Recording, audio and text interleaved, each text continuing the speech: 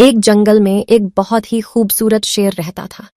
उसकी बड़ी से बड़ी भीड़ भी उसके सामने डर से कांप जाती थी। उसका राजा होने का गर्व था और वह जंगल के सभी जानवरों को अपने शक्ति का एहसास कराता था। एक दिन शेर अपने राजमहल में बहुत ही सुखी रह रहा था। उसके जिंदगी के सभी चीजें पूरी तरह से खुशियों से भरी हुई थीं। लेकिन एक दिन एक छोटा सा चूहा उसके पास आया और बोला, बहुत दिनों से मैं भूखा हूं और खाने को कुछ भी नहीं है। कृपया मुझे कुछ खिलाने की कृपा करें।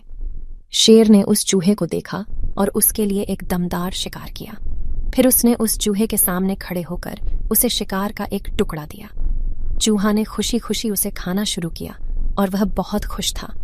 शेर ने पूछा, चूहे, क्या तुम्हें खाना पसंद आया? चूहा बड़े प्रेम से बोला, हाँ, मुझे खाना बहुत पसंद आया। आपने मेरी जान बचाई है और मुझे भूखा नहीं रहने दिया। आपका बहुत धन्यवाद। शेर ने देखा कि चूहे को खाने में इतनी खुशी मिल रही है और उसने अपनी शक्ति के बारे में सोचा। उसे खुश नहीं था कि उसकी शक्ति से सिर्फ उसका फायदा हो रहा है। वह दूसरों की मदद करने में कैसे लग सकती है?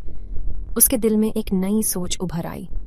शेर ने चूहे से कहा, दोस्त, अब से मैं तुम्हारा दुश्मन नहीं बल्कि तुम्हारा सच्चा मित्र हूं और मैं इस जंगल में रहने वाले सभी जानवरों की मदद करने का वचन लेता हूं।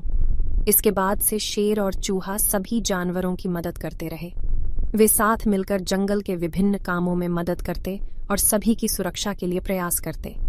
उनकी दोस्ती और सहायता से जंगल का माहौल बदल गया और सभी जानवर खुश रहने लगे। मोरल: यह कहानी हमें दिखाती है कि सच्ची मित्रता और दूसरों की मदद करने की भावना हमेशा से अच्छी होती है।